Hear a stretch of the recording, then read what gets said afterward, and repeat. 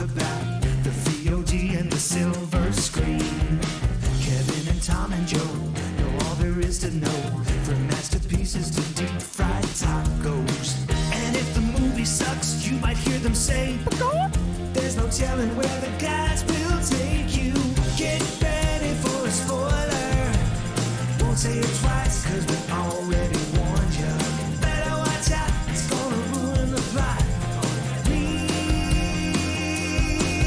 spoilers. Real spoilers.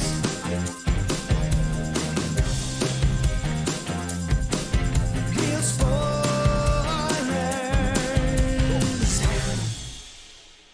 Broadcasting from the lush but not lavish studios located in the basement of the O'Keefe Institute for Advanced Film Snarkitude, this is Real Spoilers, episode 772. Wonka. Okay. It's not a lot Ellipses. There's not really Wonka. much you can get out of Wonka. No. To mess it up.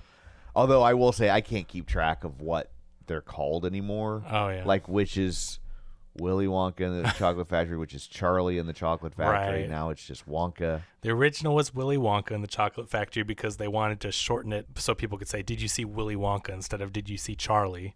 And then Tim Burton changed it back to Charlie and the Chocolate Because that's Factory what the book was to called, match right? the Roald Dahl Yeah. book. Yeah. And then the And next this is book, just called Wonka. And the tagline, do you know the tagline to this movie? Taste the Rainbow. Find out how Willy became ... Wonka. Ah. Which is such a cheesy It is. tagline. It is pretty cheesy. Find out how Willy became Wonka. Yeah. His name's Willy Wonka. That's Right. He's already Yeah, like. I mean, I see what they're trying to do, but Yeah, like he was like he didn't but he become Wonka. he was born His Wonka. name's Willy Wonka. Yeah. His mom gives him a piece of chocolate with the name Wonka on it. That's Yeah. his name. Yeah. So I get it how everyone calls him Wonka. So it's like, okay, how he became Wonka, but I don't know. It's just kind of cheesy. But Yeah. What else are you gonna do with a Willy Wonka prequel? I don't know. Yeah. Well, it's like it's not like there's a lot of, I feel like, deep mythology around this, right? Right. Like there's like it. I feel like Well, and to be clear, this is a completely original prequel. Yeah. Like, this is not adapted from the book. There is not a prequel book. There is not, I mean, this is an original screenplay. Now, I don't know if you can technically call it original, but in terms of like it's not award adapted. nominations. Yeah, it's not adapted from anything, though. So they completely created Right. Willy's origin. The only origin you get is, I think, him going to Oompa Land, Right. which I think was like just going to Africa in the original book. I think he went and found they weren't like the Oompa Loompas were like pygmies. Right. And so they changed that in the movie to make it Loompa Land. Yeah, I read the book when I was a kid, but it's been so long. Roald Dahl has some problematic things in all his books. They got, well, we'll get into it, but he has a history of a lot of his stuff would be considered insensitive by today's. If you go back in time and look at anything, Yeah. you're going to find things that with the present eye, Sure. I'm a big believer, and you kind of have to view things through historical context. I also acknowledge it's easy for me as a white guy to feel that way.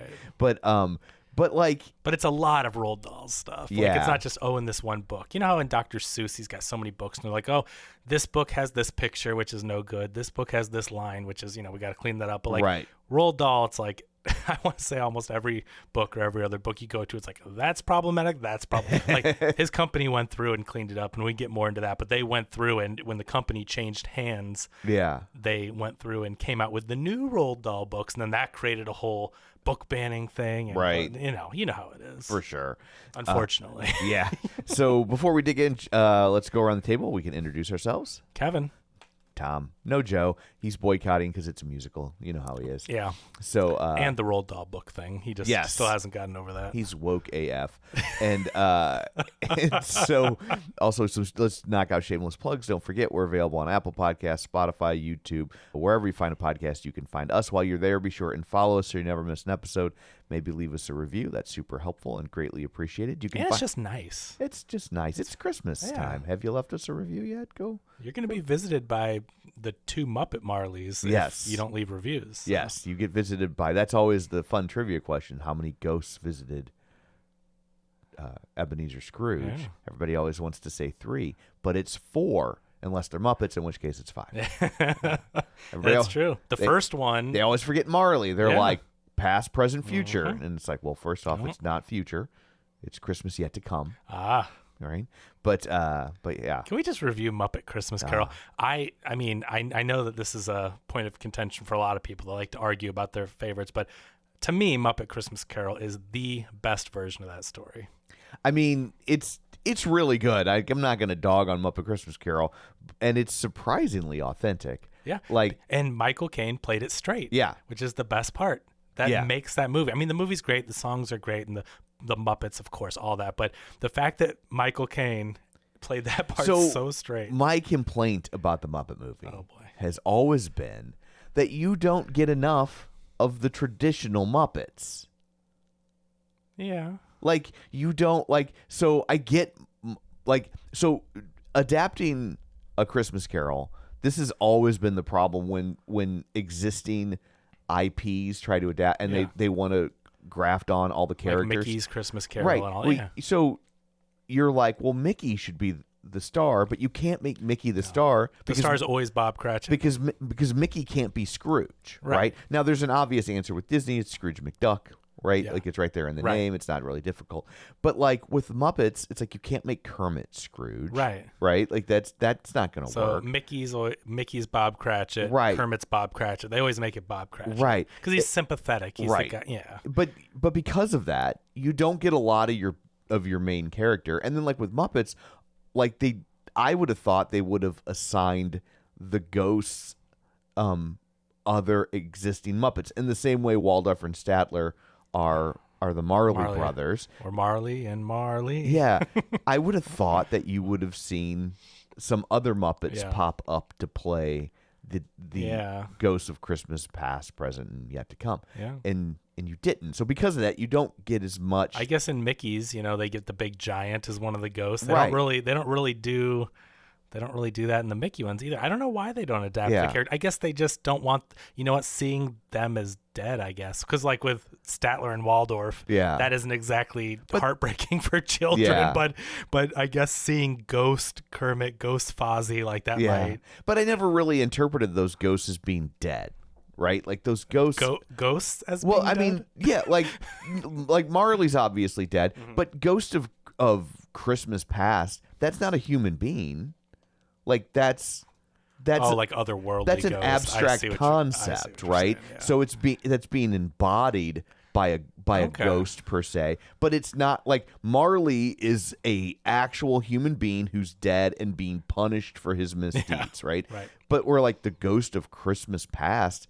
That's not a person, Right. Right? That's like so. You know what? Maybe the kids didn't get that. Yeah, but so because of that, you get a lot less of the Muppets you love, Yeah. right? I don't like. I mean, I love the Muppets and everything, but I don't know. That never bothered me. The songs are so good. The sets are so good. Yeah. You get Gonzo throughout, him and Rizzo, and I don't know. That movie to me is like a must watch. I just love that version of I think when it came out to like, well, first off, it's the first Muppet feature post the death of Jim Henson, right? Directed by Brian Henson. Yeah, and Who did a great job. I Yeah. think that was his first one that he directed.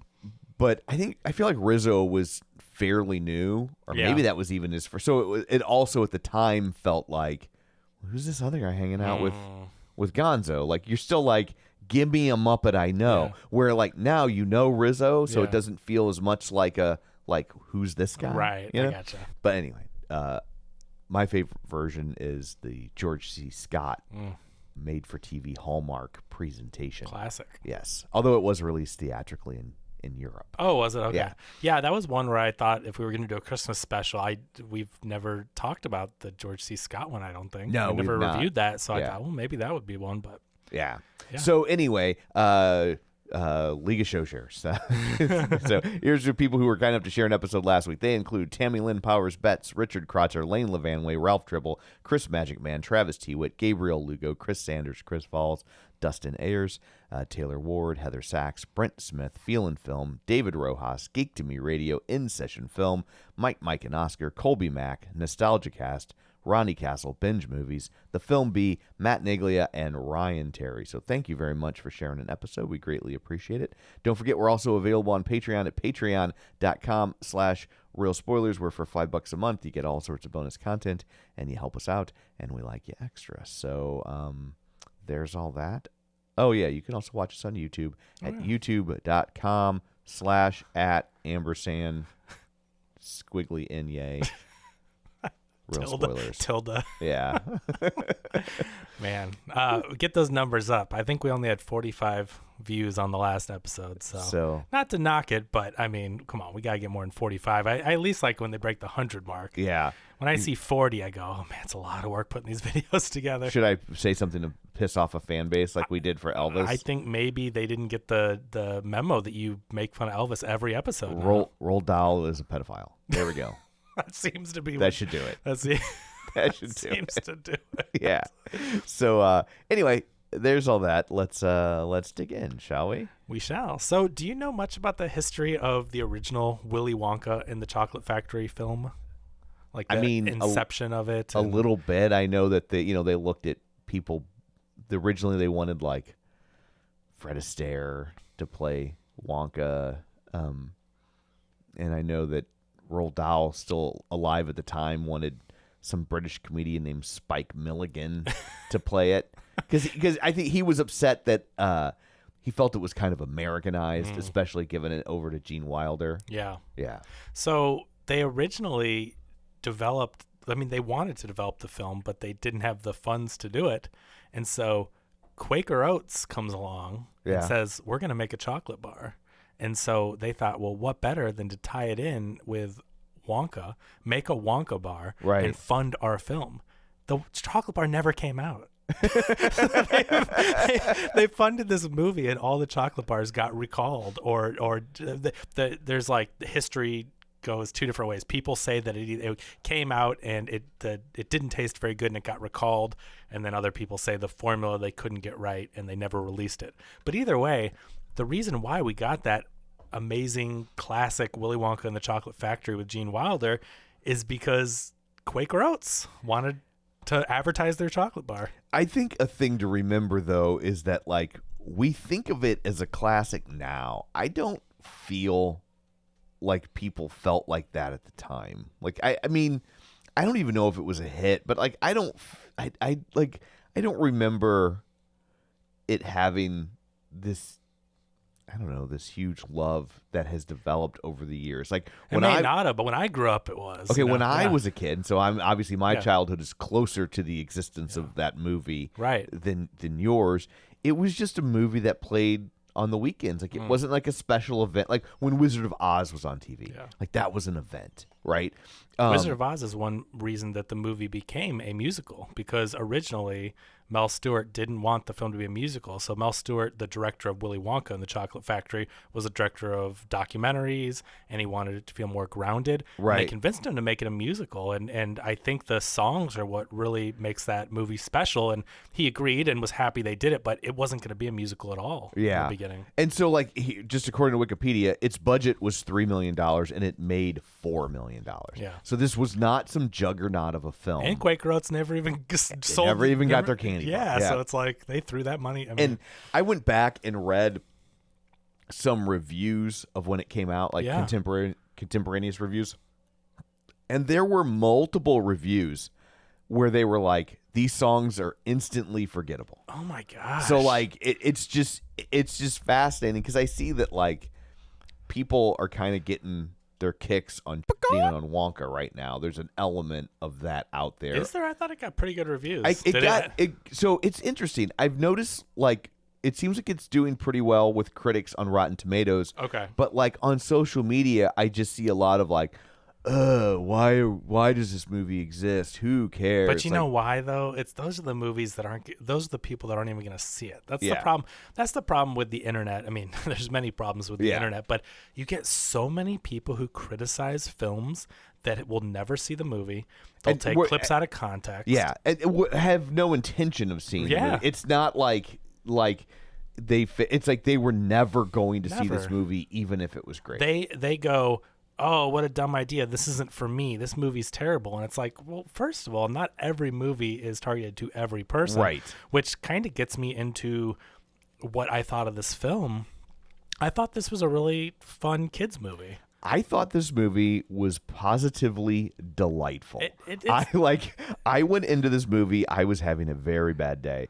And was like, and I hate seeing movies when I'm in that mindset because I feel like it's not fair to the movie. Yeah. And like I was positively enamored with this film. Like I did not expect to walk out of this movie having liked it as much as I did. Like when people are like hating on this movie, I'm kind of like, you have no joy in your heart.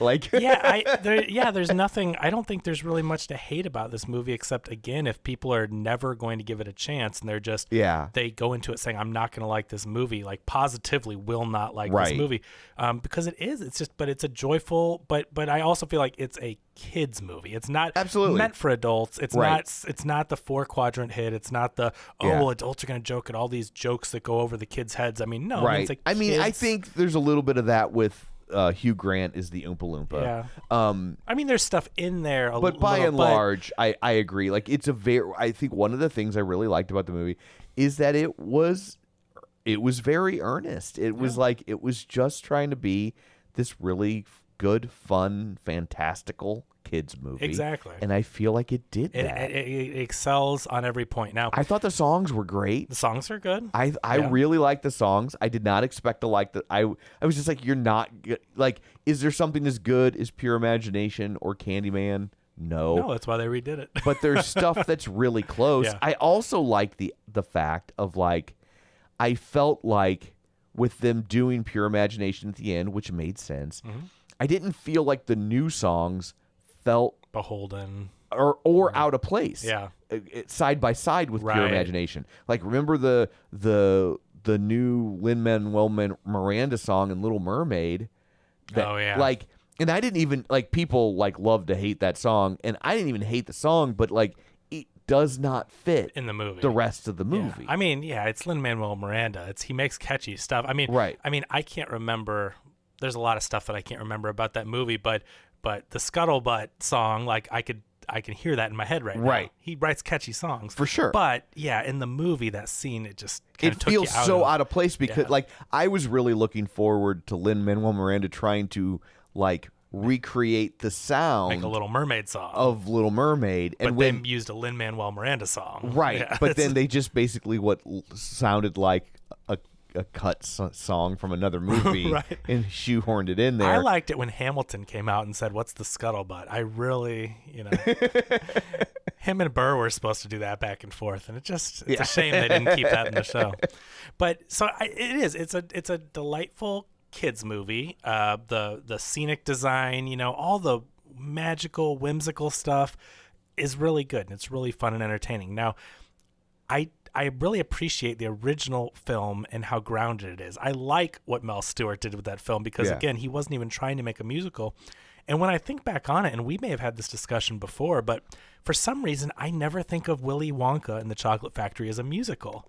And I could never quite wrap my head around it. And I figured it out. It's because people don't randomly bust into choreographed numbers. Yeah. The only characters that sing are just basically like singing exposition or singing, what they're feeling. But the other characters don't then go in a big choreographed scene and then go back to normal afterwards. Yeah. It's always just one character singing about, or the Oompa Loompas is probably the only one, but then that fits with the characters. You think that's what Oompa Loompas do. They all do their song. And, yeah. But it's not like the kids then go and do a choreographed thing while the Oompa Loompas. It's just they don't just suddenly know dance moves. Exactly. Yeah. And so that movie, even though it has songs, like the first time I heard someone mention Willy Wonka being a musical, I'm like, a musical? Because I think of musicals Singing in the Rain, right? Rodgers and Hammerstein. I just think of like, but it's because all the characters bust out into dance sequences, and in Willy Wonka they don't. So I like the grounded feel. I like how it's not your typical musical. Now, this movie goes to the straight musical. Right. This is what I think of as a traditional... From the opening line of the movie,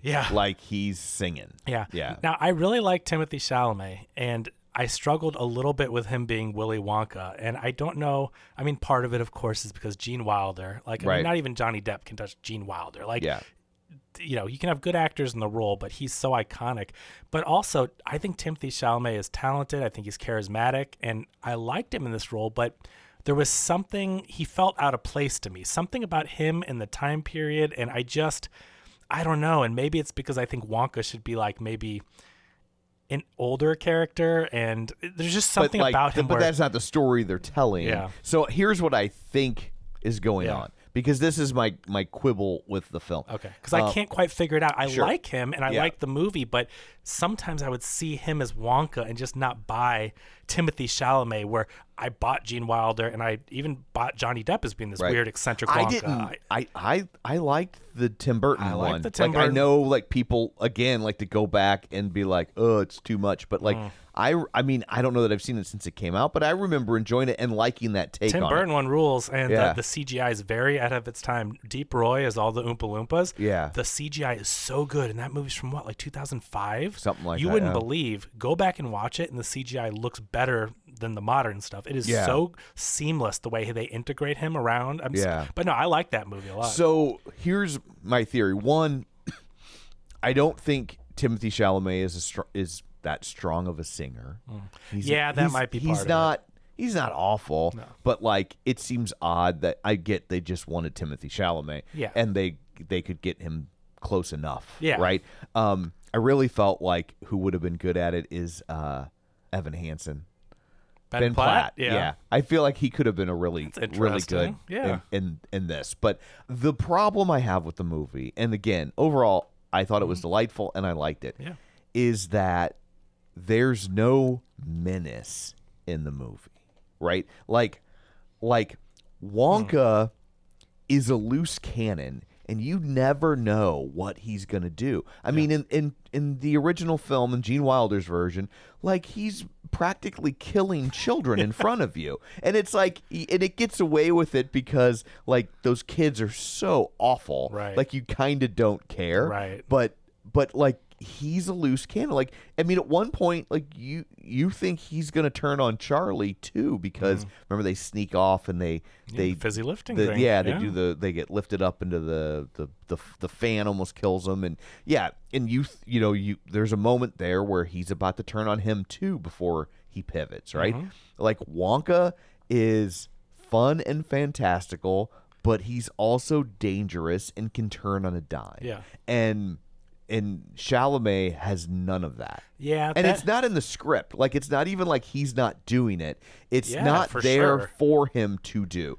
And so But the Willy Wonka in the Chocolate Factory original film is an older character a who has recluse, become he's jaded because right. the world has kind of turned its Yes. back on the importance of chocolate, right? And and he can't trust people. They're trying Right. to steal his recipes. He's brought all this magic and joy to the world, and he realizes that people are just greedy and gluttons, and then, he can't trust his people. So what he's doing, he's a different Wonka, and I totally get it. If you're doing Right. an origin story, he's not going to be that no, yet. and you realize to open a factory and do all this, you have to be fun and silly and magical. And so I don't mind that that's not in the script at all. But it makes it feel like it's missing something. Yeah, that could I be think, it. because he's so pure. This And- Wonka is so. Yes. This Wonka is an angel. he is a babe in the woods. He is. Yeah. I mean, and many people may think Timothée Chalamet is an angel, but he just. Yes, he's so pure and so kind. So now and naive. But now the problem becomes, if this is a hit and they want to make more of them, How do you get him to the jaded part? Yeah, like it's like Charlie and the Chocolate Factory works because you see a jaded guy who kind of comes out of being jaded, right? This works because he's not jaded, and but if our point is to get from here to there, well, then that means at some point the next movie or movies needs to be the things that happen to him that make him jaded, which are going to be a lot less fun and fantastical. Yeah. So- unless they just totally skip avoid over it? that, because the original book and movie is a morality play. Right. It's just to teach kids to listen to your parents and be good. That's essentially, don't watch too much TV. Right. Don't be rude. Don't talk back. Don't be selfish. Exactly. Yeah. So if they never teach that lesson or they never feel like they need to even get there, I guess they don't have to actually tell Charlie and the Chocolate Factory. This is completely original, and Wonka could just go on fun adventures and have his factory and different part. You know what I mean? They may just never get to that, honestly. And right. Well, I mean, I guess Tim Burton touched it. I was saying, like, maybe don't try, or maybe they learn from that and say, don't try to touch Charlie and the Chocolate Factory. Just do your own Wonka verse. And right. Well, I think it was smart to not remake Charlie and the Chocolate Factory again. Yes. Right. Like, it hasn't been that long. But it's interesting in that the original film is kind of a Rorschach test in that, some people see it and they see the lightness, which is what we get here. And some people watch it and see the weirdness, which is what Tim Burton obviously responded to in a movie like that. That's why you get Tim Burton. And also keep in mind, like, for all the weirdness in the original Charlie and the Chocolate, or Willy Wonka and the Chocolate Factory, there weren't a lot of other movies out there like that for people who wanted that sort of humor. Yeah. Right? Like, today, there are lots of weird little dark movies, even for kids, if you want to go down that rabbit hole. Oh, yeah. Kids' movies have gotten really weird over the years. But back then, like, this was pretty much it, And I think that's why the movie developed such a strong and passionate fan base. There wasn't a lot else like that out there. And so people really clung to that film because of that. And I think also because it was only a moderate success upon release, and it wasn't an event when it was on TV. So when, like, I know growing up, like, I just kind of stumbled on Charlie and the Chocolate, or Willy Wonka and the Chocolate Factory, right? Like, it's just, it's a Saturday afternoon. Like, if it's either sports or you basically had the 3 networks and 2 local channels in St. Louis, and so the 3 major networks on a Saturday were showing some kind of a sport. Yep, I'm out. None of that. Nope. And then you had the 2 independent channels that were showing movies, and one of them was probably a war movie or a Western. Didn't care. Yeah. And so, what's this? This weird kids movie musical? Okay. Better than a war movie. Yeah. And then you get sucked in because you're like, well, this is not what I anticipated. Yeah. Right? And so I think a lot of kids probably stumbled upon this movie and were just like, how does this exist? And so it's so weird. and that's interesting because it's actually fascinating to see that movie was not a big hit at the time, but what it sounds like is kids around that time after it came out found it, and then they fell in love with it, and then they showed their kids, and that's how you get a whole generation like my generation where, I mean, that is an absolute stone cold classic of a movie. Yeah, now it is, for sure. And so it's just interesting that at the time it wasn't, but it isn't a deep fried taco, and it's not a cult classic. Oh, cult, yeah. It's not. It's a mainstream hit. I think it's a cult classic that outgrew its cult status. Right, I think there was a time when it would have definitely been classified as a cult classic. But like cult classics don't get WB collector's box sets, there's so many collector's sets and things because it has elevated to one of the great films, like one of the historically great films. And so,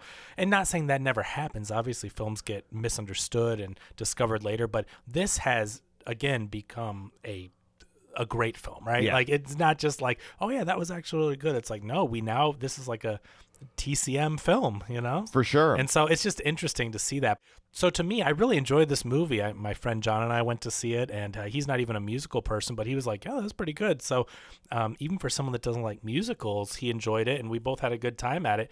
But the thing I noticed was, at least to me, the original Willy Wonka movie that I love and is beloved by all these days is very grounded and seems more adult, like not adult XXX, but you know what I mean? But grown up. Grown up. Like when you see, the movie starts off and there's news reports and it just seems like it takes place more in the real world, and adults have a lot of things to keep their interest and all that, where this movie, it seems to be pure kids movie, fantasy and enjoyment, which is fine too, but I appreciate... Yeah, I cannot figure out what year this movie is supposed to take place or decade. Right. I can't really figure out what country. I assume the United Kingdom just because of who wrote it. But like I can't like it's just in its own right. world. It's just like it's just total, which goes kind of with the pure imagination stuff. But you can't really pinpoint it. Where Willy Wonka and the Chocolate Factory seems to take place in the real world with real people, real things going on. They set the place, set the time. It all is just there. And so I find it's more like the world is real. The Chocolate Factory is not. Yeah, you go to the factory and then you're in this magical world where Willy Wonka's world, at least everything he's involved in, is very. I think it's still trying to do that because if you think about it, like the boarding house where he stays and Scrub, like that's very much like. It to me it feels very Dickensian, right? For like sure. but I think when they get to the what do they call it? The Grand Gourmet or the like where all the chocolate shops are. Oh, I don't remember.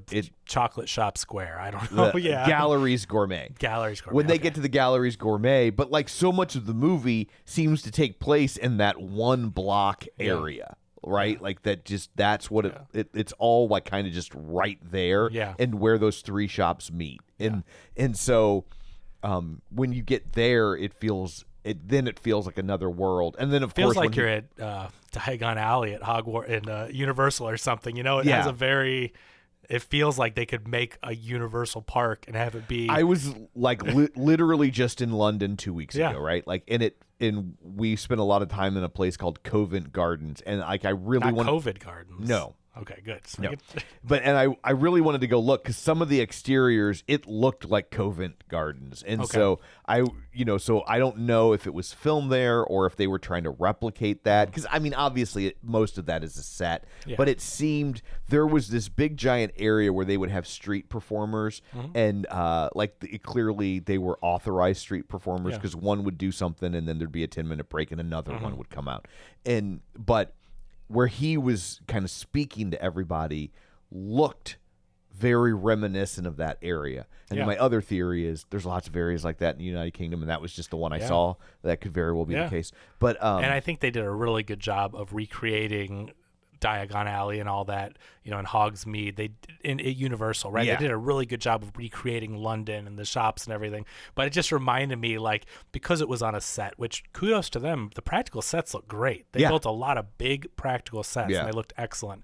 But when he was on that clear soundstage and set, which looked very good, it just reminded me of showing up to Harry Potter Land at Universal and being in that, very realistic, authentic looking area, but like, you're in this little fake town and I don't know, but it was funny because when we were in London we did the Harry Potter tour. Cool. And it was interesting seeing the sets up close because did you see the same like things they recreated for Universal, like were those sets the town and stuff? Like you walk through the street, you see all that, you see the train, see how did it look? I mean it looked great. I mean and it looked like it really gave me appreciation for what Universal Studios did because like the set they built looked like what you see. I mean, even up close. So they really recreated it to look like the movie set. Like they did. It's if you're ever in the UK, it is total. It's like it's not like a 10-minute thing. It's like a 2.5 hour walking tour. And it's really cool. That sounds awesome. Yeah. So the plot of this movie, I mean, we got to find out how Willy became Wonka. That's pretty much as one does. So young Willy is he's been on a boat. I don't really know what he was doing. I don't know. I thought he went on all these world adventures. He's probably just having come back. He's just hitching a ride from like coming back from Oompa Land or whatever. Okay. So he's just getting off a boat and he lands in town, whatever this UK town is that we think, and he has his eyes set on opening his own chocolate store. So that's where we get to the Galleries Gourmet. Galleries Gourmet. So this must be the part of London where all the chocolate. If you make chocolate, this is Broadway. This is the place. Yeah, exactly. And so there's the three big ones. There's Slugworth and Friends. I don't know what the other whoever, we've all heard of Slugworth, which is just like a small part of the original movie. So it's Slugworth and two other chocolatiers, but they are the big ones. And what we come to find out later, which is not discovered till later in the film, but they have a whole do they call them the mafia or something? Like they Cartel? the cartel. They have Yeah. They're which a chocolate cartel. which is pretty funny that they're controlling the supply of chocolate. They have all this extra well, chocolate. I don't think it's that crazy in so much as that we have written laws to break up cartels and monopolies over the years, although they've reassembled under different names and guises. But because of that, we're really used now to hearing the word cartel only associated with drugs. Right. But like that's not it was a pre-existing word that was applied to drug cartels. So it wasn't always illegal. A cartel was... Well, I mean, cartels, were basically like collusion between companies to keep out competitors, right? But the products weren't always illegal. Yeah, I mean, right. The product they're selling isn't necessarily illegal. It's the tactics they're using to sell the products that were, if not at that time, illegal, immoral. Gotcha. Okay. So we find out that they're all, working together to control the chocolate supply and the prices and everything like that. And they're very rich. So Willy shows up and he is magical, essentially. Like, you never really understand how Willy Wonka in the Gene Wilder version does what he does because, he has machines and everything, but obviously with fizzy lifting drinks and all that, there's a very magical element in turning someone, all these flavors and turning someone into a giant blueberry because they hadn't perfected the blueberry pie thing yet. I mean, obviously all that is very magical, but you never really see him doing magic tricks. It's just his products have this, you see the products doing this thing, but in this version, Willy Wonka is able to, pull a rabbit out of his hat. He's able to pull out machines and all these different things, a teapot, a cup, and pour himself tea out of his hat. And so he says he was an aspiring magician. When he grew up, he wanted to be a magician. So that's where we kind of get the background of him learning these magic tricks. But you see a lot of it where we never really saw Gene Wilder doing magic. But it's still positioned in such a way where you're like, is he magical or is he just a magician? Like those doing tricks. Yeah, but I mean, I don't know. In this movie, the stuff he's doing, like, I mean, he's making people float, like, because and again, that is the product, so I guess that kind of lends itself to the Gene Wilder version.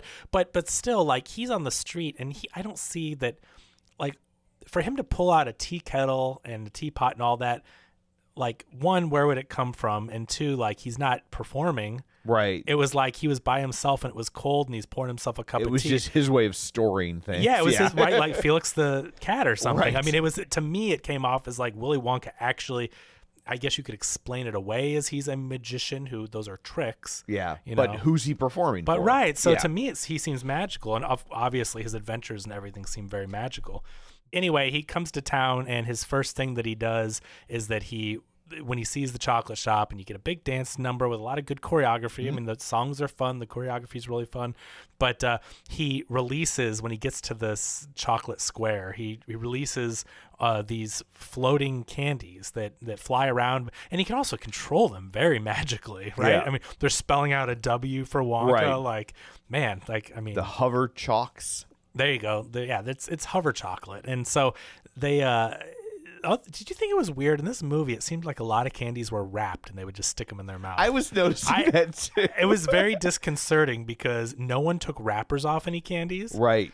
But they seemed like candies with foiled, shiny wrappers. Right. I was like, is that part of the chocolate design? And I guess Willy Wonka could make edible, but then again, like, wrappers are to keep the chocolate clean and together. Right. Like, what's the point of a wrapper if it's all edible? I just couldn't really get a grasp on. Yeah, the only thing I could think is I just heard this term the other day that I've never heard before in script writing called shoe leather. Okay. And it's like when you take out things because they just slow it down, and what's the point? Like, Kramer never knocks on the door, he just enters. Yeah. Even though it's New York City, and who would leave their door unlocked? Yeah. But you don't want to take 20 seconds each time for a knock on the door, and then Jerry goes over and opens the door, and then, you know what I mean? And sometimes people would hit the buzzer on Seinfeld, hit the buzzer, and he'd buzz them in. Sure. But normally it was like, but they would still just walk in once they got up there. It was really more of like this, like, they would finish the scene that they were doing before the new person entered, or that portion of it. But so, like, I don't know if it was just that they're like, we can't have people spending the whole movie unwrapping chocolate. I get it, but it's like, man, it bothered me because I don't know. To me, if I were to eat a piece of tinfoil, my teeth would shiver. You know what I mean? Like Right. I have that really sensitive thing where like metal and stuff, like it Well, just especially if you have fillings. right. Like, yeah. And so Like my teeth are doing it right. just They're talking now. about it. They Yeah. are. Yeah. I can feel the thing that you know what biting a piece of tinfoil would feel like, and my whole mouth is just Yeah. shivering. It's so weird. But anyway, so every time I saw them pop a chocolate and it clearly looked like it had a wrapper, Right. it made me. No, gave me I had the same thought. I heebie-jeebies. was like, because also you can't have somebody unwrap chocolate because it would be melty and gross. yeah, like unless it's M&Ms. Well, yeah, but he didn't invent those. Yeah. Well, W and W's, maybe they just were flipped upside down. Well, it's one of the recipes that got stolen. See? That would be a Mars great. stole- That would be a great stole Willy storyline. They probably Wonka's- get the suit out of them, but That would be really funny though to have a little circle candy and it says W and W or something. You turn it upside down and it's like a throwaway gag or Right. something. Oh, that was something that I used to do, but someone else got. Oh man, if they ever do that, we gotta get credit. This is on file now. yes, trademark Ripple. Yeah. But anyway, so he does this really big, like he's like a circus barker, like a carnival barker. Yeah. And he's like, step right up, ladies and gentlemen. And then he does a big musical scene with the hover chocolates, and they're all floating around. And it's basically like a drone show, but with hover chocolates. Right. They're flying around. And he says, you know, you're going to want to taste world famous Wonka's chocolate, or not world famous yet, but whatever. And so the people are getting all excited and everything. And Slugworth and friends come down, and they're just like, what is going on here? And they don't like this disturbance and anyone coming on their territory, obviously. And so they each try one of these chocolates. And then at first, you know, you're thinking, oh, wow, they like them. Those guys like, I can taste, there's so many flavors. I can taste the cherries, and I can taste the, you know, everything he's talking about.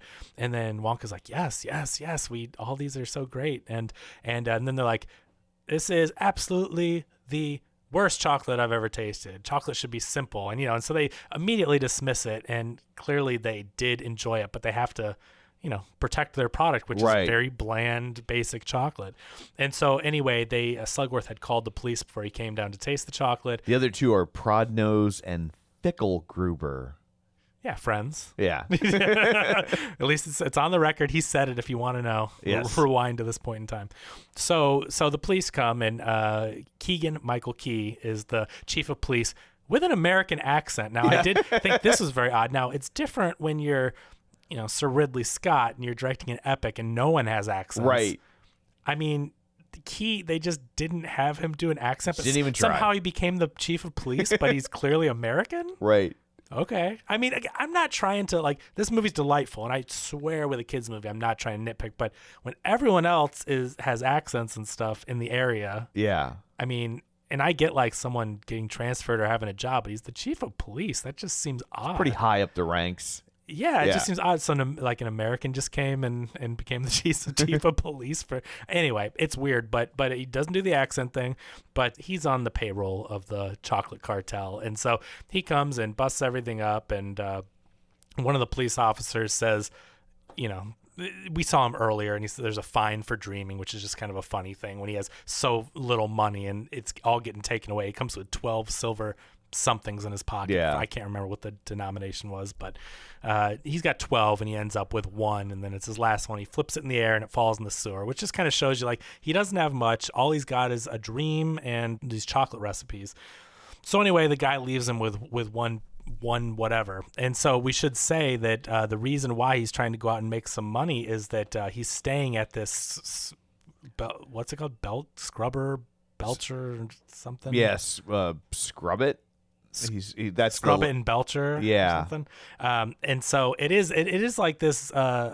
It's like a boarding house / laundry. laundry. Yeah. It's interesting. And so on the front, it looked like it was just some kind of boarding house. And when he gets there, you know, they offer him a room, and there's this really long contract. And clearly, I mean, the audience can tell clearly it's a scam because it unravels into this like 100-page document of small print, and one of the kids there ends up saying, read the fine print, and then, you know, they shoo her off, and Willy looks it over, and then the Belcher guy is about to club Willy in the head when he's reading it over because he's not going to agree to it or something, which I don't really know what the plan would have been then, but, you know, for comedic effect. And then he's like, everything looks good, and you're just like, what? Why is he agreeing to this? I know. And the Willy Wonka that we know, we think he has an ace up his sleeve. Right. Like to me, yeah, I thought he was gonna give them their comeuppance he's or like something. Found a loophole in the fine print, Exactly or right. But this Willy is so pure and innocent, and he even says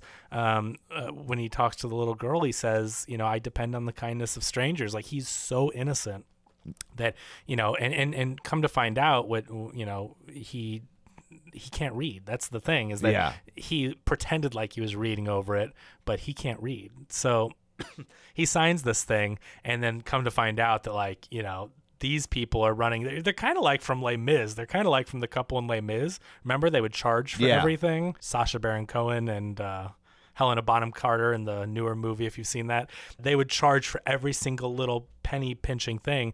And so these characters, that's their scam, is they get someone in that needs to stay for the night, and then they charge them to warm by the fire. They give them drinks that they think are complimentary, and they bill them a ton of money for it. And so they end up billing them, and when they can't pay, because these people clearly are down on their luck, they're like put into indentured servitude. They have to pay off their bill. It's like scrubbing the dishes, but they say you owe them 10,000 farthings or whatever. Yeah. And it's so hard in different countries and different time periods. Like, you can't even just be like whatever pounds, because it's like, no, this is a totally different time period. But so Willy ends up owing them 10,000 farthings, we'll say, and they say you can work them off at one a day.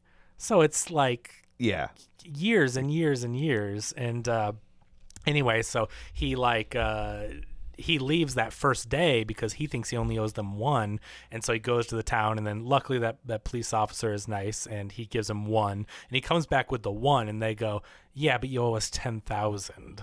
And so gets into another song, and you meet your like main cast of friends here, and it's all people that have gotten screwed over by these two. You've got the accountant, and you've got the comedian, the quote unquote comedian, and you got all these different random characters. The plumber, yeah. You got all these characters that over time have been down on their luck. They're all there serving their time and trying to pay off their bill. So, he befriends them, and, you get that Scrub is the song when he's kind of introduced to the way that they do things there. And the whole thing is about Willy needs to obviously pursue his dream, but how does he get out of this terrible situation that he's in? Which I thought was interesting, because I guess I didn't really watch any trailers as usual, but I didn't see much about what the movie was about. Right. So when he got stuck into this like indentured servitude part, I was surprised. I was like, oh, that's what this movie's about. Okay. Like, I didn't know that was going to be a plot point. I figured he would just be struggling. But then I guess, how do you make a whole movie about just building the chocolate store? Because you think like he's going to get it in the beginning, and then you need to have some sort of obstacle. Right. So that becomes the main thing, is he has to figure out how to sneak out and get out to then pursue his dreams and make the chocolate. And so the whole thing is a big adventure, and they come out with the clever ideas. Like, Willy's like, you'll sneak me out in the laundry, and they're like, how are you going to do that? And I thought this part was pretty funny with the whole Bavarian dignitary or whatever and tricking them to fall in love. It's pretty funny. And and his outfit that he wears, they trick him into thinking that he's descended from royalty, and he ends up wearing like these short shorts, like lederhosen or something. He looks like a when Chevy Chase got in a fight in Oktoberfest. European Vacation. Exactly. He's wearing the Oktoberfest, the traditional, like, that kind of outfit. Suspenders and the shorts. And so it's very funny, and they're distracted, and so he's able to sneak out, and there's just one obstacle after another. Not only do you have the chocolate cartel trying to shut him down at every stop, but it's like he's trying to figure out his recipe. And one thing that's got Willy down is that his mother, who is since passed, when they first made their bar of chocolate together and she taught him how to make chocolate, he says he saved up, and his mother brought one chocolate bean home a day, and then they finally had enough. And she says, like, when you share your chocolate with the world, I will appear. And she never told him what the secret recipe was, the last ingredient for chocolate, before she died. And he thought, well, he took it literally. I shared my chocolates, the hover chocolates, with this world, and she didn't appear. And so I can't make the chocolate. I still don't know what that final piece of the recipe is. So he's kind of down on his luck. There's like one thing after another. The Oompa Loompa comes in eventually, which I was surprised how little Hugh Grant was in this movie. Right. Like 2 scenes. Yeah. So because they use him in the trailer a lot. And he's in the marketing all over on Facebook and Twitter. When you see the ads, it's him doing his little Loompa dance. Right. And it's like, man, he doesn't come in till at least like halfway through. They talk about him a little, but right. They allude to him, but yeah. Willy falls asleep and then he doesn't have his chocolates and he's like, I made them. And he's like, but this little orange man keeps stealing them, which sounds crazy. Right. And us as the audience know that Oompa Loompas exist and are real, but like to the outside world, that sounds insane. What's the little girl's name in this? Noodle. Okay. Because she's found with a ring around a necklace and it looks has the like letter N it on has it. the letter N on it. And so she's like, I don't know. She was found as a baby and it could stand for whatever, but they ended up calling her the Scrub It, ends up finding her and basically like uses that as her ticket to, I've got indentured servitude. And so Noodle's just like, you're crazy. What you did is you fell asleep and you ate the chocolate. And you ate them all, and that's it. And then I do love this part. I do love the way that Timothée Chalamet plays the innocence of the character, because he goes, oh, that's a much better explanation. Right. He knows that this orange man has been chasing him because he's experienced it, but now when he thinks about it, he's like, oh, that is a much better explanation. That makes a lot more sense, though. Even though he's experienced it, and it's like, oh, maybe I've been dreaming. Like he takes people like at face value. Yeah. He really does, and his innocence, I think he's really good at that, portraying that. And so anyway, so they don't believe him, but eventually we're introduced to one night when he has a jar of chocolate that is sitting by the door. It's been made to sell the next day. You see this character sneak in through the window, and eventually you see it's the Hugh Grant Oompa Loompa, and he ends up having a little fight with him.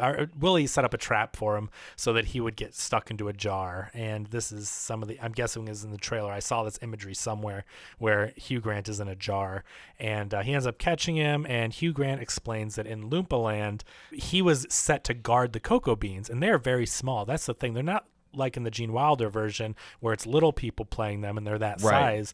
They are like fairies almost. You know what I mean? They're like, I don't know. They're a mythical creature. They're tiny. Yeah. He says they're 8 inches tall, but like that's clearly not true, because when you see them walking side by side, he comes up to like right above Timothée Chalamet's knee. Yeah, I mean, so I'm like, well, that's not. They're definitely inches. taller than 8 inches, but they're small though. That's the thing, is that so it's different. I don't think we've ever seen this twist on the Oompa Loompa, which I think is helpful, because I thought in 2023, how do you do Oompa Loompas and how do you cast Hugh Grant? Yeah. You know what I mean? Like, how is that not problematic? But I think they were very smart to make them so small that it's not a little person. Right. They are a I mean, it really, what it comes down to is the original book, it was racially insensitive, and so the original film was like, oh well, let's take it and make it not about race, and we'll make them these weird colors, and then now it's not about that. But then they cast little people, and it's like they're making fun of little people, and then Burton gets around that by casting one actor and just duping him over and over again. Masterfully, I might add. Yeah. It's really well done. And then this time it's like they just become more of just a flat out magical creature. Yeah. To me, I know they're not fairies, they don't fly, but like when I think of the creature, a fairy is a humanoid type creature but with wings, right? And I think an Oompa Loompa is a humanoid type creature but they're small, right? And they're not like, what's another word, what is not a gnome, but there's other creatures that are not, that are very tiny, and I can't really think, like dwarfs in Gulliver's Travels. What are those little things that tie them up? The Lilliputians. Okay, so but they're very but they're tiny humanoid creatures, right? Yeah. Like they're not, so it's along those lines where I think was a smart idea, because you're never going to make everyone happy, but there are certain things that people cling on to nowadays that get offended by, and I think it was smart where it's like, oh yeah, well anyone can play that because that doesn't exist. Yeah, the Oompa Loompas. And I think back when they made the original Gene Wilder version, it was like special effects were a lot more expensive and harder to pull off. Oh yeah. So it was a lot easier to be like, cast a bunch of little people. Right. Like Darby O'Gill and the Little People was probably the only one that used a lot of forced perspective and really like changed the way that was presented. But that was a rare for the time. You couldn't do that. And so, like normally, they would just go out and hire. I mean, and you would see it all the time. Wizard of Oz. Yeah. It's what they did. Which there's some horror stories on that set, for sure. But, so we meet the Oompa Loompa, and we find out that Charlie came, and on one of his journeys, Charlie stole those cocoa beans. And to them, I mean, they're so small that these cocoa beans are huge and they grow very slowly. And so he was guarding these 3 cocoa beans that to someone like, maybe I said Charlie, Willy stole these cocoa beans. And to someone like Willy, like they're tiny little, he took 3 tiny cocoa beans. Like there's, out in nature. He wasn't thinking anything of it. I think it's also maybe a comment on, British colonialism and imperialism, because, I think that there's a lot of that baked into the original story, just the exotica nation of these other cultures, right? Yeah. I mean, that's what Oompa Loompas really were originally, right? They're fictional, but it's still supposed to be like the deep, dark heart of Africa. Right. Right. And I think that's kind of like, British people went out and took a bunch of stuff and didn't even think about how it was affecting the people they took it from. For sure. And so he finds out that because with Oompa Loompas and debts, apparently they have to pay their debts back 1,000 times. And so I keep saying Charlie because it's just weird to have a movie following Willy. You know what I mean? I gotta just say Wonka because it's so weird to say that. So Wonka stole these 3 beans, and so essentially, I don't know if he has to bring back 3,000 chocolates, whatever. But his debt is 1,000 times is what he has to get back. So they sent him off, and it's very interesting how he's dressed like a yachtsman. He's in like he's very sophisticated and fancy, and I think maybe that is a reaction to making them like tribal. It's like, well, in this one, they're very well off. They have motorboats, and he wears a scarf, and a hat, and they're not just this primitive, right? Tribe, they're very advanced for it. So anyway, so he gets all his fancy gear, and he's shuffled off in his boat, and he heads out to the UK to find Wonka, and so he has been stealing back his chocolates to repay that debt. So meanwhile, you got him kind of in the periphery, taking chocolates and dealing with stuff. And so the chocolate cartel realizes Wonka's a threat. And so Wonka has been escaping out to try to sell chocolates and do all this. Meanwhile, they're with Key, the chief of police, and they're like, you have to send him a message. And one of the guys is like, kill him. So that's kind of a funny There was a funny running gag. Yeah. The one guy's always like, let's kill him. And they're like, well. Yeah, that's implied. You don't have to say that part. So they basically are trying to foil him at every stop, and Wonka finds ways to outsmart them. But they keep giving the chief of police, they're bribing him with chocolate. And so they first give him like a tray of whatever, and then offer him 100 boxes of chocolates and then 1,000 boxes of chocolate. It goes to some astronomical amount, but Key is getting bigger and bigger and bigger and bigger because he's just eating all the chocolate. Yeah. They give him more, and he eats that amount and more and more. And so that becomes kind of a running gag throughout the movie. But anyway, he's trying to foil them, and push comes to shove. I mean, a lot of little cute musical numbers and stuff happens in between, but the basically the thing is that he's trying to open up this chocolate store. We come to find out that Noodle, there's actually kind of a, I don't know if you'd say conspiracy. There's a strange plot twist that happens where you get the fact, like there's something going on with Slugworth, and when he tries to stop Wonka in the end, he calls Scrubbit. Or no, he basically offers Wonka, he says, if you leave right now, if you leave us alone, we will pay off Scrubbit, we will get all your friends out of there, and we'll not only pay off Noodle's debt, but we'll set her up for life. And so she owes $30,000, supposedly. She owes the most of any of them. Right.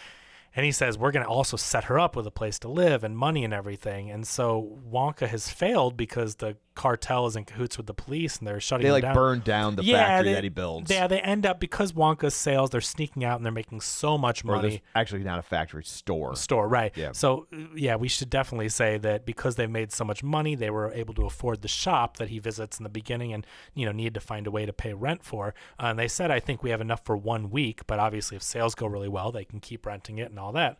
So they have their big grand opening, and Slugworth ends up calling Scrubbit and saying, hey, they've been sneaking out and trying to, and getting away, and here's what you can do to help me, and we'll take care of this for good. And so Scrubbit and Belcher end up poisoning, quote unquote, the chocolate supply. So during their big grand opening, it looks very much like the chocolate river, which is just a fountain, but it's like the simple version of all the things right? Yeah. So there's like all this magical stuff, and they're eating the little flowers and the mushrooms and everything, and it's very much you're like, oh, I know, that's going to become the factory.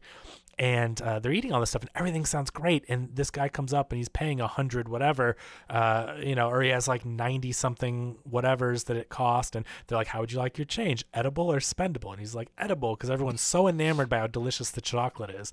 But what they ended up poisoning it with is stuff from like, I don't know, Yetis, whatever. It's like, again, it's very magical and mystical, but it's like it turns your hair color and you grow hair really fast. All the women are growing beards, and the men have colored hair that's really long and just ridiculous. And they're all like, I want my money back. And they start a straight up riot. Yeah. I mean, they go nuts. They burn the place to the ground. It's very stressful, very chaotic and crazy. His dream seems dead because the whole place is burned to the ground, and they were making money and everyone was happy, and clearly something was, amiss here. Willy's very careful about his ingredients and everything. So Slugworth planted this all, and it was a way to get rid of Willy.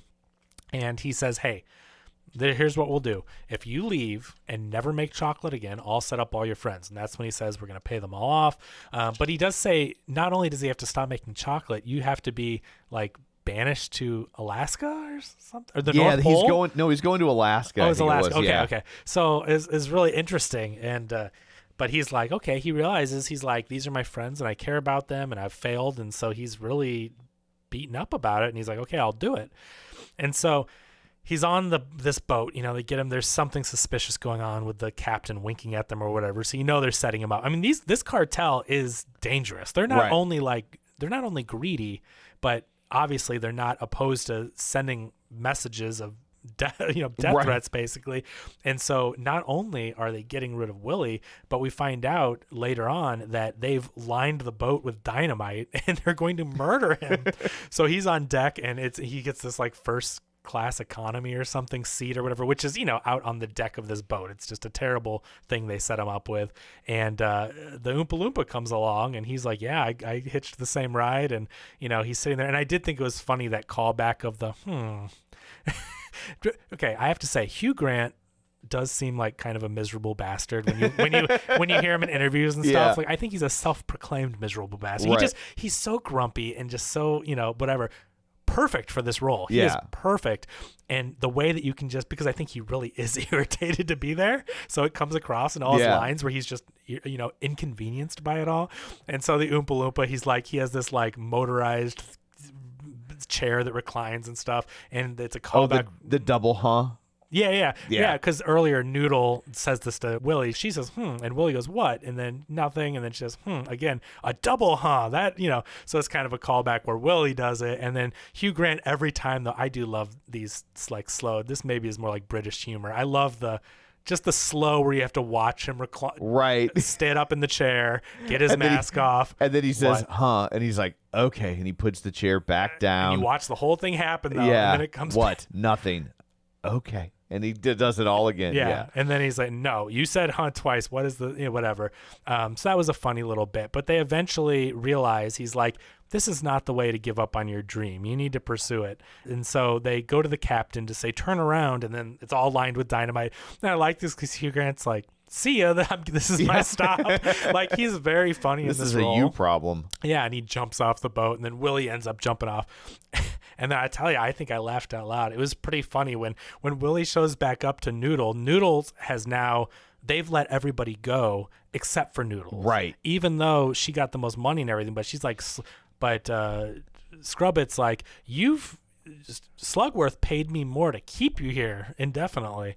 And so anyway, she's punished and she's put in it reminded me of the Chokey. I think it's all very Roald Dahlian. You know what I mean? Because in Matilda, it's the Chokey. And here, I've never seen Matilda. Oh, you've never seen even the musical? No. The play? No. Oh, all of it's really good. There's a musical on Netflix that's an adaptation of the stage play. And the stage play is an adaptation of the movie, which was an adaptation of the book. You know what I mean? There's lots of versions.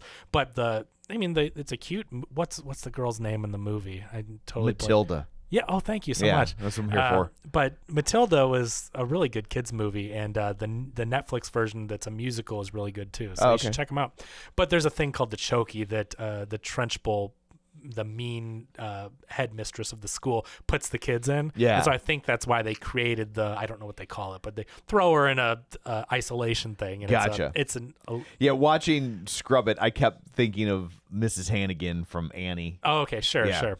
So she goes there, and then Willy pops up, and in a very fantastical way, he's got all these ladders strung together, and he's climbed up, and he's poking in. And she's like, "I thought you were gone." And he's like, "No, we're here to set things straight." And this line, I laughed out loud. I thought it was so funny. He's like, "I had a brisk 4-mile swim to get my head straight," and it was such a throwaway line. Yeah. But the fact that because when you see them on the boat leaving for Alaska, it's freezing out. You can see their Right. breath. It's chilly. You know that they're cold, and so jumping into water, that water's freezing. You're right. And he just totally throws away because she's like, "Why are you back? I thought you left." And he just has this throwaway line of, "I had a very brisk 4-mile," and I think he swam 4 miles in it. It's also nice to have it acknowledged. Yeah, that, right. like, That's what I mean, yeah. though. It's thrown away line and it's funny, but we would be asking ourselves, how did he get back in the freezer? yeah. So anyway, I loved that line, and it was just so funny. But they get back together, and now it's a heist. And so the crew of friends that we mentioned earlier that were released and the now broken out of jail Noodle come together, and they put together a heist. So now a bunch of things we didn't mention come together. Mr. Bean is the head of the front for the chocolate cartel's operation. So he's at this big church, and Rowan Atkinson is like in the confessional, and they bribe him with chocolates, and he eats them, and then they go down the elevator, and that's where all the chocolate's stored. So we end up going back there, and there's people really value chocolate in this world. no kidding, right? That is I think that was a funny way to set up this world. That's how the cartel runs things, is Right. because they bribe them with their chocolate, and they're so greedy and they want money, but yeah, they're able to buy everyone off with chocolate, Right. which is a funny, whimsical, that's Right. part of the whole thing. But earlier, it was kind of strange. I had never heard this in the Wonka lore, but he's like, "I need giraffe's milk to make my chocolate." Now, that does sound like a weird thing Willy Wonka would Right. say, but I had never heard that part of it, so I thought that was interesting. But they had to break into the zoo, and that is actually another one of my favorite jokes, is all the callbacks with the security guard Yeah. and the security for the chocolate cartel, Right. and how you think it's just so random, and like, she, I need to talk to her from that wherever 3rd grade or whatever, and then to find out that they are the two that, I don't know, that was really funny. But anyway, so there's a giraffe. They have to break into the zoo, and there's a really fun, whimsical sequence with him with Noodle and floating around with balloons around the zoo and all this stuff. So they get the giraffe.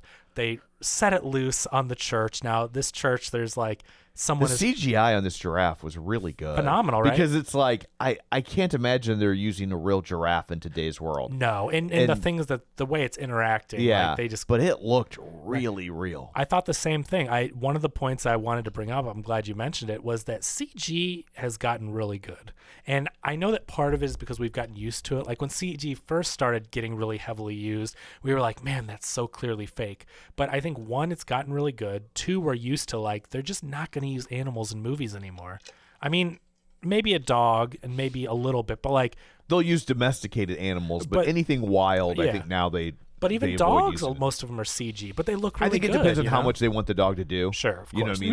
Yeah, if it's just sitting Yeah. curled up by the fire or But whatever. if it's gonna be like an actual character, action sequences and it's interact, yeah. easier to just CGI it. For sure. It's Yeah. easier and it's safer. So I think we've gotten used to it. And when I saw that giraffe, it looks so real. And there's a lot of close-ups Yeah. of the giraffe face. Well, so now this is what I'm thinking. I don't know who did the special effects for this. It might be ILM. They do so much stuff. Yeah. But they used a CG. Well, there was a real one for sure, but they also used a CG in The Last of Us, the TV show. And part of me wonders if you get a really well-rendered giraffe, if they repurpose, Right, like, because it takes a long time to make a. Why do it again? Right? Yeah. And it's a giraffe. It's not like you're making a CG of this same person or whatever, Right. where you're clearly like, well, that's just copy pasted, like Disney with The Jungle Book and Robin Hood. They Right. would reuse the animation. Yeah. So part of me thought this looks really real. And then I'm like, well, there were some shots in The Last of Us that even though they did use a real giraffe for part of it,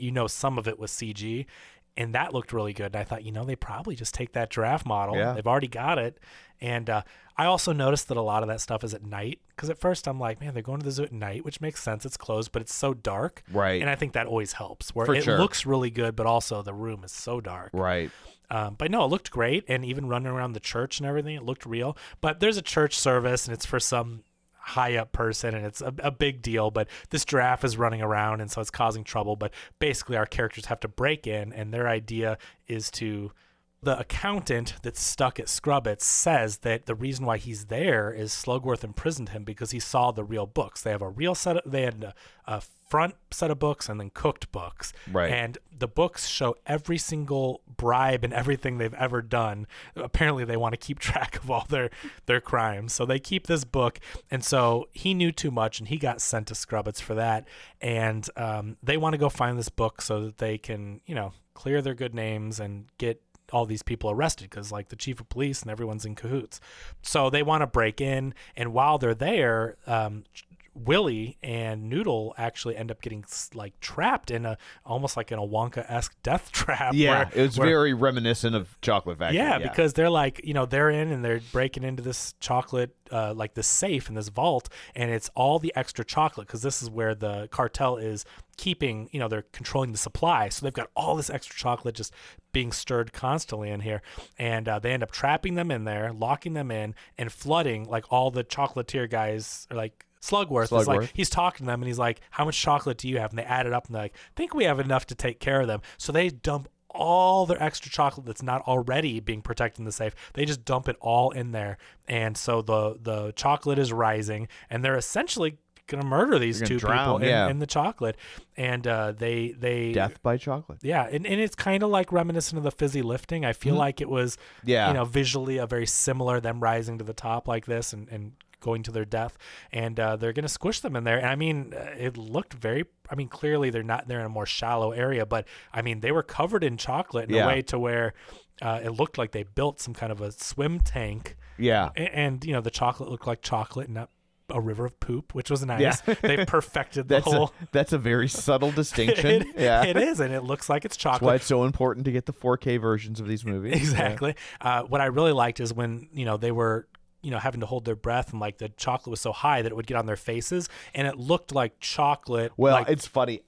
This is nitpicky. Yeah. I noticed on his chin there was a layer of chocolate stuck.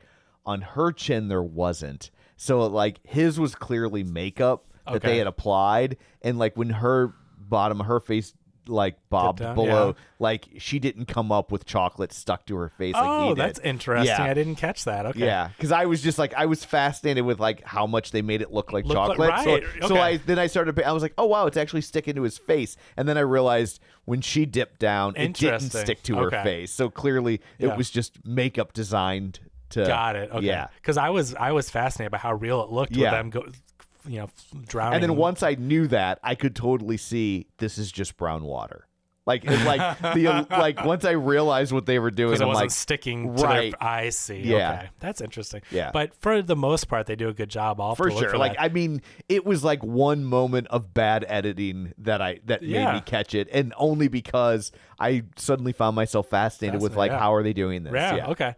So anyway, they end up getting saved because the Hugh Grant Oompa Loompa, the only Oompa Loompa I think we see other than that one flashback. But when we say what do they call him? He says that he's of higher stature. They call him Lofty, but really they call him Shorty. He's one of the shorter Oompa Loompas, but he makes it seem like he's a big deal. But anyway, so I guess we should say Lofty is his name. He comes and saves the day, and only because Willy still owes him one jar of chocolates, so he's collected whatever 2,999, and he gets what he's owed, and he's got to go get it from him, or else he'll never get paid back and can't ever come back to Loompa Land. And so he ends up going back for to get his chocolate, basically. And so he pulls a lever. It's an emergency release.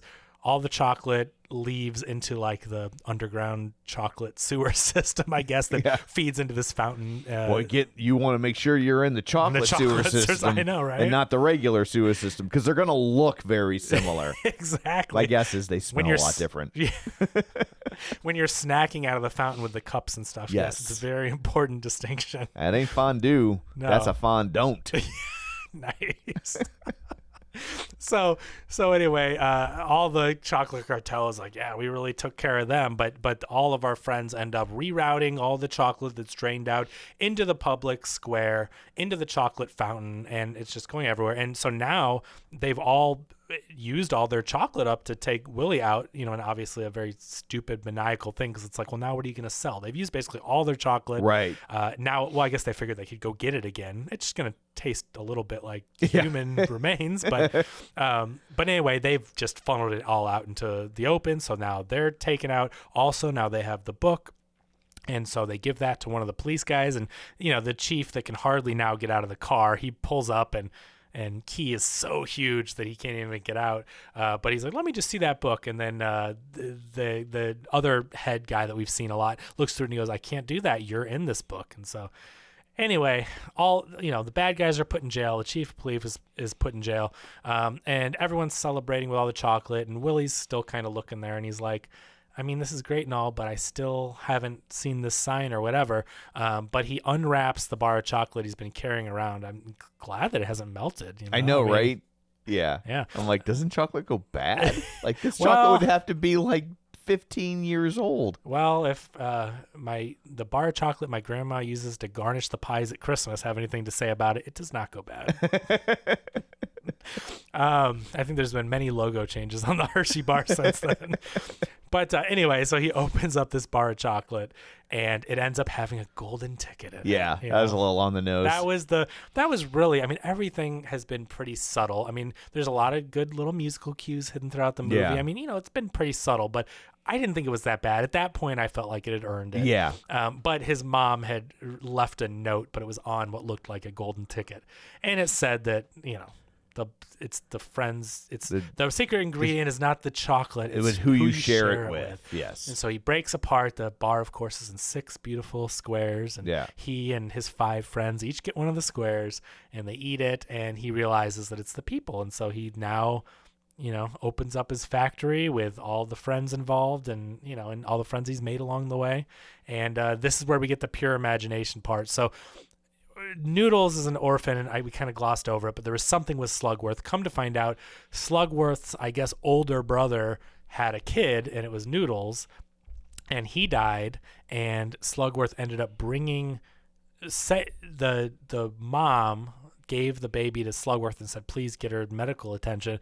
And then he takes her, ends up dropping her off at Scrubbit, comes back to the mom and said she died. So no one knows. She would be an heir to the fortune, exactly. The family fortune. So he had to take out the Noodles for everything because, the brother, and it would be passed down to Noodles. So that's why he got the family fortune. She's really the N that they thought was on the ring was actually a Z for Zabbit or something. It's a name you don't hear often, but Zabbit Slugworth or whatever. And so it was actually a Z. It's her family, and so they end up changed her name to Zoodle. Yeah, right. That's perfect. I really thought they were going to do that. That's pretty funny. That would be a Willy Wonka thing for right? sure. Yeah. But anyway, Willy Wonka ends up, I don't know, the mom's name is something Smith, and he ends up finding Dorothy Smith. I don't know why I remember that. Okay. Maybe because Dorothy, at least the Wizard of Oz. Yeah. Well, one of their friends is a phone operator. And yeah. So she was on, I guess that's why she got thrown into servitude, because she must have overheard something that Slugworth said at some point, whatever. But she's got these skills, and so she was able to get on the line. She called all the different Dorothy Smiths and found the one. She's a librarian. So Willy, Timothy Chalamet does his version of Pure Imagination, which is kind of a sleepy cover. It's like a very slowed down version. And they do this thing where it's like blueprints. Like, so at this point on, it's kind of cool visually how everything has these drawn on blueprints around everything. So Noodles is reunited with her mother. Willy finds his spot for the factory. It's an old castle that's for sale. And you start seeing it become the factory kind of that we know from the original movie. Right. And and then that's where it ends. Yeah. Oh, and the bad guys, I guess in the post credits, the Scrubbit and Belcher get their comeuppance because in the book they found out that they had paid them off, and so they drink all the potion, whatever you call the ingredients. Yeah, try to hide the evidence. It, and of course become different colors, and their hair is all grown out, and they're like, we didn't do nothing, and they put them in jail, and yeah. So I really enjoyed this movie. It was fun. I did not expect to enjoy this movie as much as I did, and I thought it was a lot of fun. Yeah, we should say that Olivia Colman is Scrubbits. I don't know who that actor was that played Belcher. I thought he was funny, but I didn't recognize him. But Olivia Colman and then Sally Hawkins from The Shape of Water. You know, one of our famous episodes. One of our favorite movies. Yes, played Willy's mother in the flashbacks. Gotcha. So there's a lot of people, and that's a Paul King thing, you know. So the director of Paddington, Paul King, directed this. Yeah. He actually passed on Paddington 3 to make this movie, which is kind of odd because those Paddington movies are so beloved. Right. But as an artist, I get see. I've done 2 of them now. I'm good. Yeah, I'll make a Wonka movie, which is going to be a huge deal. So that's why he did. You also don't want to get the rep as only being able to make Paddington movies. Guy. Yeah, exactly. I get that. So I believe they're in Paddington. So those actors that I mentioned are in that. And so it's cool to see Rowan Atkinson. That guy pretty much looks the exact same. I know. Right? Yeah. I mean, he looks like Mr. Bean. He's doing his thing. So, yeah, you get a lot of they're British actors. Which makes sense. Yeah. Yeah. So, but anyway, I thought this was a lot of fun. It's fun. I mean, it's a family movie. This is a perfect movie for the holidays to take your family to. Yeah. There's a lot in it for everyone. It's fun, whimsical, very... You know, there's not a lot of like scary stuff like the first one. Right. No, like there's creep out some kids. I mean, menace. It's dark, there's real right? menace. Yeah. And this is a movie where you don't really have to worry about that. It's pretty safe and not that challenging. Most of the menace comes from the villains, not the people you're supposed to like. Yeah. Yeah. Exactly. So that's fun. Yeah. So anyway, I guess that's it for this one. Let's go around the table and we can say where to find ourselves. Sure. This is Kevin. Follow me on Twitter at KevinRBrackett and subscribe to Circle of Wizards to hear me and Matt F. Bosler, friend of the show, chat about video games. And this is Tom. You can find me on Twitter at Roger Kubert or on Facebook at facebook.com/Tom O'Keefe. You can find the show online at facebook.com/Real Spoilers. While you're there, like the page, join the group. And of course, don't forget our Patreon at patreon.com/Real Spoilers. So that's it for this one. Thanks for tuning in. And until next time, Renaud destroys the Easter window display. Get